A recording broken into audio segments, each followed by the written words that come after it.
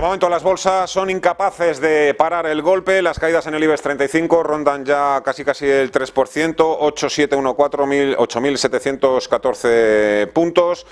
Enseguida, a ver si se me abre la pantallita. Sí, vamos a echar, aunque sea un rápido vistazo. Fijaros las caídas que se están anotando, por ejemplo, entidades como el Sabadell, abajo ya más de un 7%, el BBV casi un 6% de caída, 5, 4% en el resto, Bankinter, Santander, CaixaBank. El sector financiero un día más en el centro del huracán. Momentum de la economía y los mercados con Munés Melwani de Cross Capital y con Fernando Luque de Morningstar. Hola Fernando, hola Munés, ¿qué tal? ¿Cómo estáis? Muy buenas tardes. Hola Fernando. Hola Fernando, buenos días. Bueno, Luque, la verdad es que los viernes ya nos empezamos a mal acostumbrar, suelen ser días de gran agitación y nerviosismo. Sí, bueno, tú sabes que la crisis bancaria siempre ocurre los viernes, porque ahí pues y se rescatan a los bancos los fines de semana para encontrar una solución. Madre mía, madre mía. Que de hecho estaba oyendo la entrevista de alguien en Estados Unidos que controla mucho de bancos regionales, que dice que si digamos ese famoso programa de la Fed de financiación de los bancos hubiera ocurrido digamos el viernes y no el lunes, todavía pues el Silicon Valley Bank estaría en pie y no quebrado. Bueno, esperemos que este fin de semana no tengamos que contar también algún tipo de novedad, no sé, por parte del Banco Central Europeo, porque en principio me imagino que estáis siguiendo también, Munés, un poco todo lo que está sucediendo hoy en el caso del Deutsche Bank. En principio no hay nada extraño, ninguna noticia que haya hecho que se disparen sus CDS y se hundan sus acciones, pero el hecho es que la crisis de confianza va más, es el banco que más se está contagiando de esa crisis de confianza aquí en Europa, y la caída del 12%, no sé, algo huele a podrido, decía Hamlet en Dinamarca. Sí, bueno, más allá de Hamlet, parece que cuando el río suena, agua lleva, ¿no? Se suele decir por aquí. Entonces, digamos que el dinero siempre es muy miedoso, ¿no? Y efectivamente es una crisis de confianza en el sector en su conjunto, pero a la historia no podemos remitir, ¿no? O sea, Deutsche, por ejemplo, fue un banco muy ayudado después de la gran crisis financiera, y los bancos en general, y quien diga lo contrario pues estaría mintiendo, ¿no? Pues tienen un problema, y es que durante 15 años han estado haciendo lo que se llama carry trade, ¿no? Financiándose a tipos cero o negativos e invirtiendo en deuda pública, y la subida de tipos iniciada el año pasado, que ha sido la más agresiva de la historia, pues lo que conlleva son pérdidas en esas carteras de renta fija, sobre todo las que no son a vencimiento, ¿no? Lo que llaman la cartera disponible para la venta. Eso, más la exposición al sector inmobiliario, que se está viendo resentido por esta subida de tipos, pues hace un cóctel, digamos, que seguramente llevará al sector financiero a restringir el crédito, que es lo que se persigue. Es que el sector inmobiliario ha sufrido incluso más que el sector bancario, ¿eh?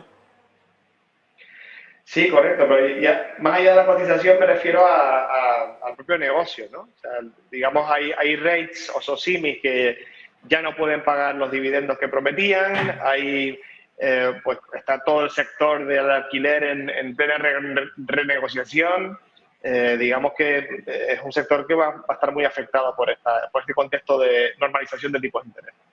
Esta fuga de dinero de los bancos, además de la crisis de confianza, también se debe a que más pronto que tarde estoy seguro que algún responsable o algún supervisor en Europa dirá que los dividendos otra vez no los vamos a guardar, los vamos a dejar en casita y vamos a volver a recapitalizar y no generar ninguna duda más sobre los niveles de liquidez. Creo, es una suposición muy personal. Por cierto, hay que decir que UBS y Credit Suisse se la están pegando, se están estrellando hoy también, con caídas del 8 o 9%, pero nada que ver, en principio, con la crisis financiera, sino porque el Departamento de Estado de Estados Unidos pues está investigando a estos dos bancos que podrían haber ayudado a desviar dinero de los oligarcas rusos. Pero bueno, menudo panorama, malos días, claro, no solo para los que invierten en el sector inmobiliario, también para el sector financiero. Y bueno, ¿cómo ha cambiado la película, Fernando? Porque ahora lo mejor de lo mejor vuelve a ser, por ejemplo, la tecnología. No solo la tecnología, también otros sectores defensivos, ¿no? Como la salud, por ejemplo, que vuelve a gozar o disfrutar, va dicho, de buena salud, pero es que las Nasdaq y compañía, Apple, Meta y Alphabet vuelven a estar a tope. Sí, a ver, el problema primero, para hablar un poco del sector financiero y del sector de reojo, a ver quién tiene problemas, ¿no? Y cuando empezamos con un problema de liquidez, pues el problema de liquidez, no digo que se transforme en un problema de solvencia, porque es distinto, pero un problema de confianza, pues sí que lo tenemos ahora mismo, ¿no? Entonces, es difícil resolver una crisis bancaria diciendo que pues no hay problema, ¿no? Como dijo la FED, que pues más o menos pensaba que pues todo estaba pues resuelto con el famoso plan de financiación bancaria, pero se ve que no.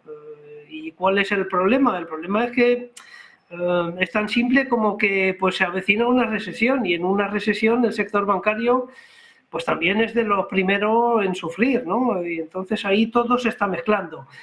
¿Por qué lo está haciendo bien el sector de la tecnología? Yo creo que es un repunte casi técnico, ¿no? El hecho de que pues los tipos a largo, los tipos de interés hayan caído, pues les beneficia en términos de valoración, ¿no? Que es lo que les había perjudicado durante el año 2022. Están ahí recuperando, pero a mí cuando me pregunta ¿qué te gusta más, el sector tecnológico, el sector salud, el sector? Yo digo, en una recesión cae todo. No hay ningún sector que se salve. Quizás aparte de las minas de oro, pero es un sector muy residual. Los grandes sectores sufren todos en una recesión. Entonces ahí es la gran cuestión. ¿Vamos a tener, digamos, una recesión severa o no? Y el que sepa contestar a esta pregunta, pues tendrá un poco pues la clave para invertir correctamente de cara tanto a lo que nos queda de 2023 como en el 2024. Pero los vientos y las nubes son muy negras en el horizonte. Ahora mismo datos disponibles aquí a mano, pero sí recuerdo ayer que leí que la última semana había habido se produjo una desbandada brutal en ETFs de renta variable. Entiendo ahí que la gente lo que se está es pues eso, tratando de buscar los mejores refugios posibles por si, el famoso por si, ¿no? Bueno, las crisis bancarias ya vemos que pueden mutar de las formas más insospechadas. Vemos también como el sector financiero no era ese sector a prueba de bombas que nos habían vendido con las reformas llevadas a cabo desde 2010, 2011. Y bueno, parece que nadie se fía de nadie. Munés.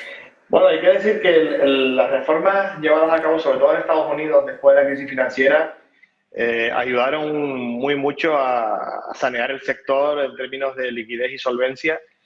Pero hay una norma que en 2018 pues, la eliminó Donald Trump, ¿no? Y era justamente la que velaba por la supervisión de los bancos regionales, ¿no? Que es donde está ahora mismo el foco y donde ha surgido el problema del Silicon Valley Bank y de algunos más, ¿no?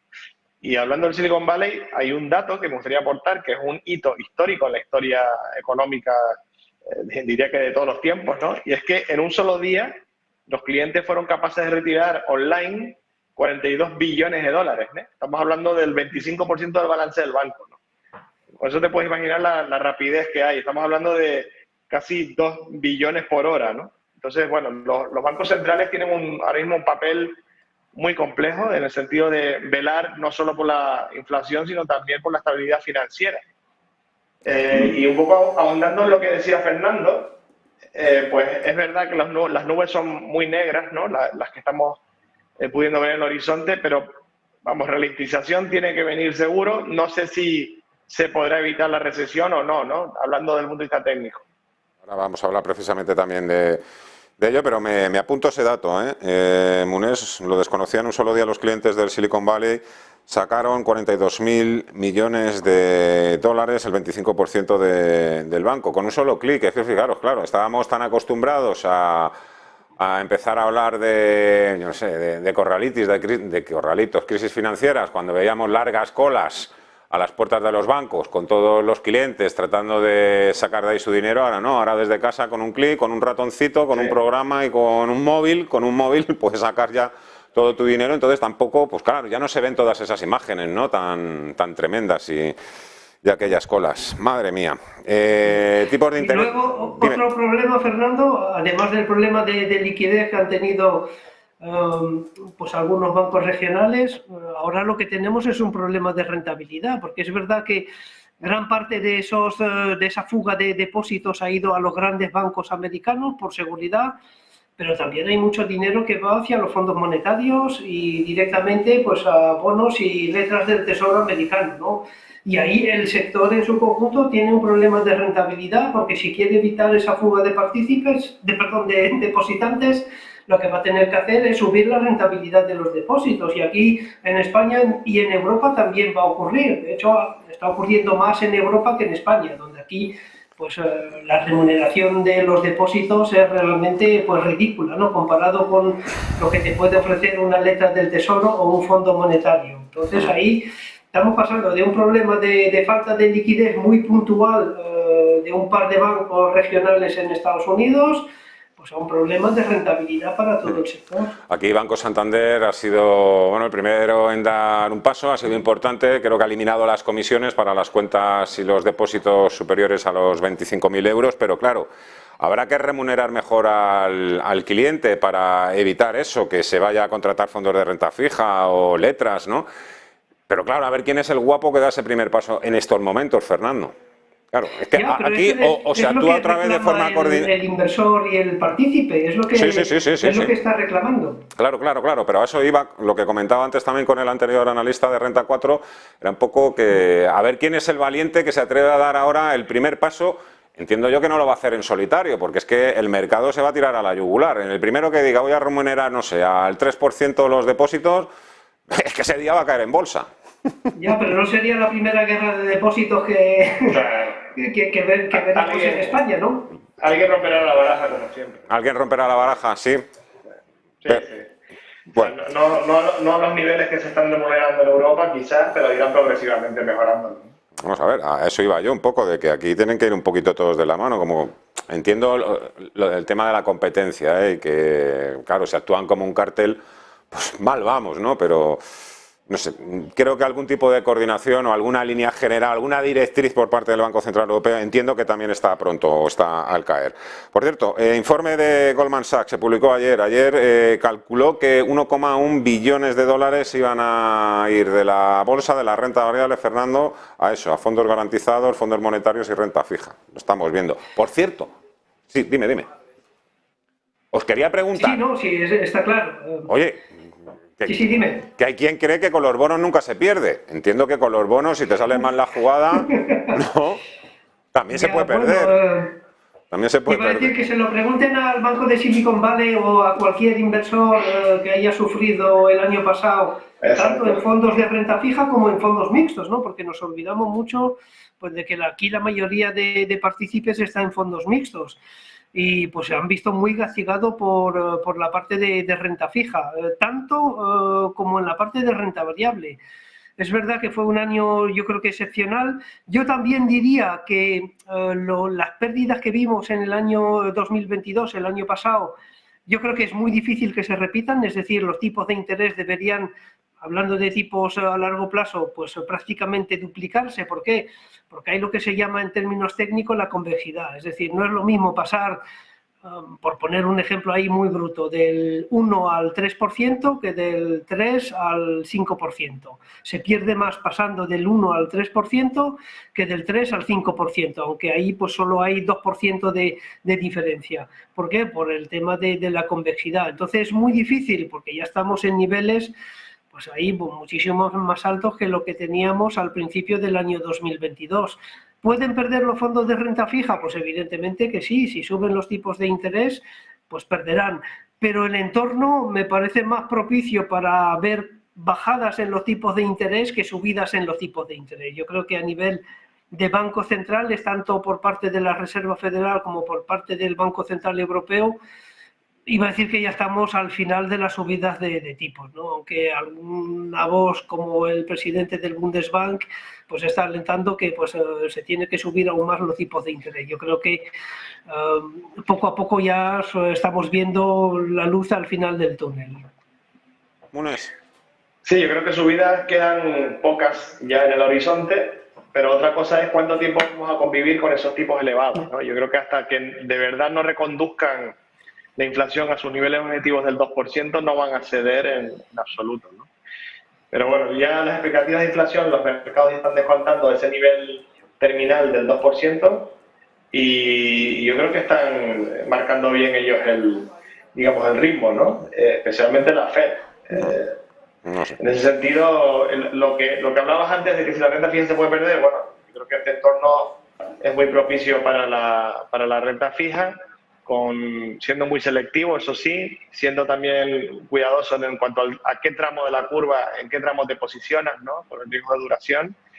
Pero también espero que si viene la ralentización / recesión, pues los spreads crediticios de los bonos corporativos se van a ampliar, ¿no? Y pueden ser también motivo de posibles pérdidas para los inversores. Fija no es infalible siempre cuando dibuja el escenario macroeconómico y en el caso de los bancos centrales, mal que nos pese, la verdad es que la falta de credibilidad es total. Muchos, como apuntaba Fernando, creen que, claro, la economía va a haber un gran destrozo y que eso va a obligar a los bancos centrales a bajar tipos de interés. En Estados Unidos la previsión sigue siendo exactamente la misma. Este año 5,25%, el año que viene 4,25% y en 2025 3,25%. Fernando, no sé, yo, claro, que solo lo ven ellos, desde luego. Sí, ya yo veo algo distinto, pero bueno, yo no soy economista, solo veo lo que pasa en la calle y creo que si viene, digamos, pues una recesión, se van a ver obligados a pues, bajar tipos de interés, porque es que es la única herramienta que tienen para luchar contra la recesión, porque ya yo casi ya me olvidaría de la inflación, ya sé que me vas a decir, ¿no has visto la inflación en el Reino Unido que ha subido hasta el 10,4? Sí, pero yo creo que ya estamos viendo el pico de inflación tanto en Europa como en Estados Unidos.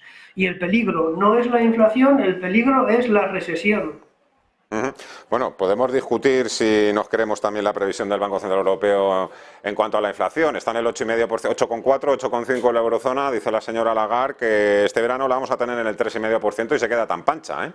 Luego me imagino que se va al psicólogo y se sienta, ¿no?, en el diván y un poco empieza a divagar. 8,5%, a ver cómo lo bajo yo al 3,5%, ¿no? Pero pues tendrá información privilegiada. Nosotros aquí en Cross Capital lo vemos esos niveles de 3,5 4 aterrizando a finales de año.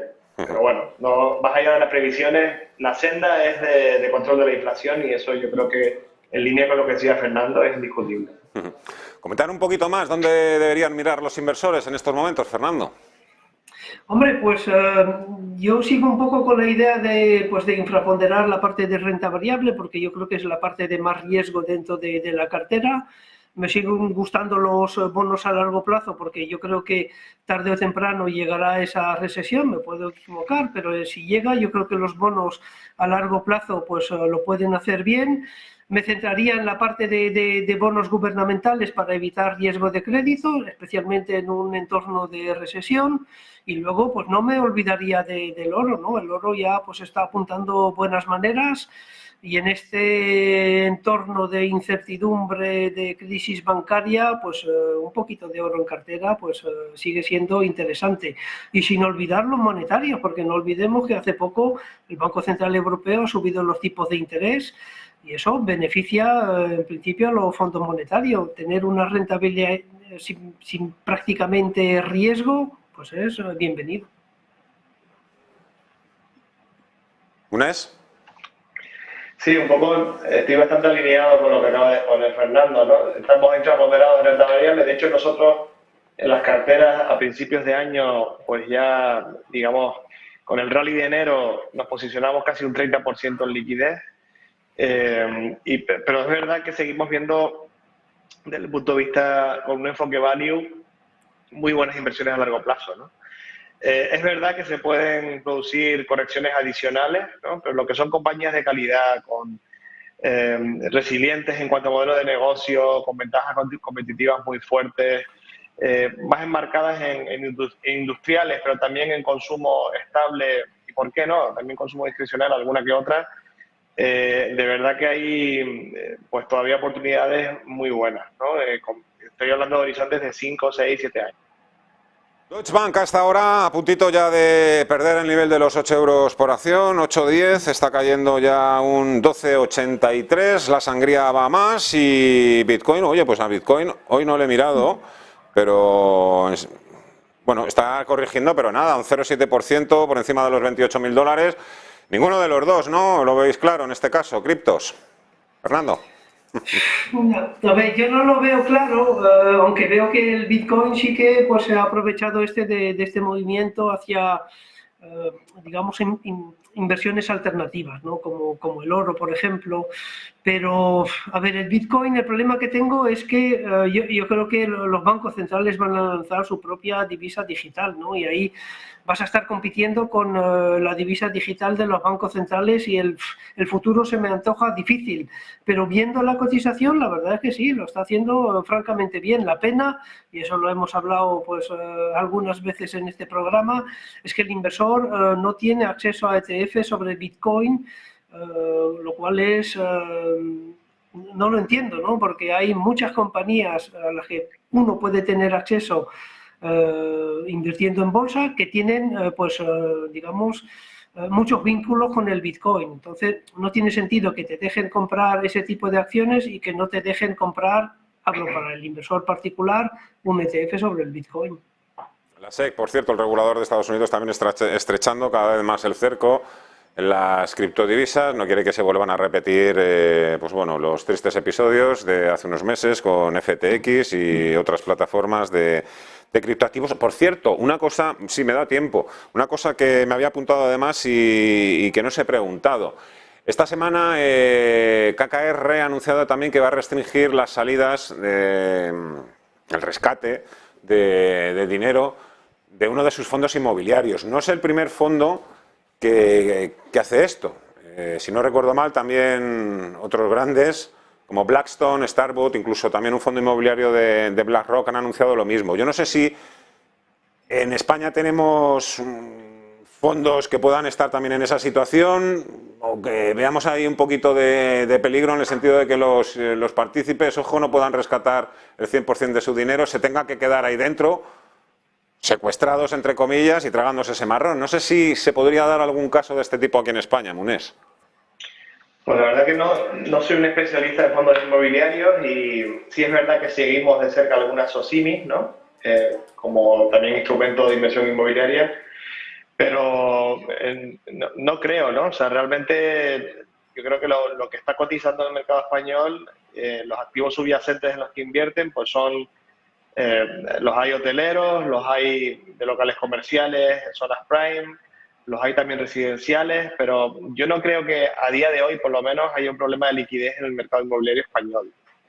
En el caso de Blackstone y de KKR, bueno, que son dos gigantes, ¿no?, del mundo de capital riesgo, yo creo que lo que está pasando allí es básicamente, no sé si los fondos en cuestión pues ya están en ese proceso de retornar el dinero a los accionistas, porque no he profundizado en ello, pero quizás se debe a eso, ¿no? A que bueno, pues estos fondos suelen tener unas ventanas de rescate, unas ventanas de salida, y me imagino que si ponen esas restricciones para hacerlas líquidas es para no perjudicar al resto de los partícipes que quieren seguir. ¿Fernando? Sí, bueno, en Estados Unidos, yo creo que el problema está más en Estados Unidos que aquí en España. En Estados Unidos, además, yo creo que se mencionó al principio del programa, los bancos regionales están hasta las cejas de real estate comercial y eso es un gran problema en Estados Unidos. Además, esas restricciones, digamos, de reembolso indica que el mercado inmobiliario, y especialmente en Estados Unidos, está congelado. Es decir, no encuentran vendedor, ¿no?, para los activos que tienen. Y eso, bueno, pues eso es otro síntoma de que la situación es compleja. Lo hemos visto en Blackstone, en KKR, y cuando ya veamos impagos en las hipotecas es que ya la tostada está muy quemada. La morosidad, hay que controlar la mora del sector financiero, sector inmobiliario. Bueno, espero que no se llegue a cumplir esos pronósticos. Fernando Luque, Morningstar, Munés Melwani, Cross Capital, un gran placer como siempre. Os dejo que sigáis trabajando, que vaya lo mejor posible esta tarde de viernes, que no va a ser fácil, y os espero dentro de unos días. Muchísimas gracias a los dos, buen fin de semana, adiós. Gracias. 12:48, bancos, Nasdaq.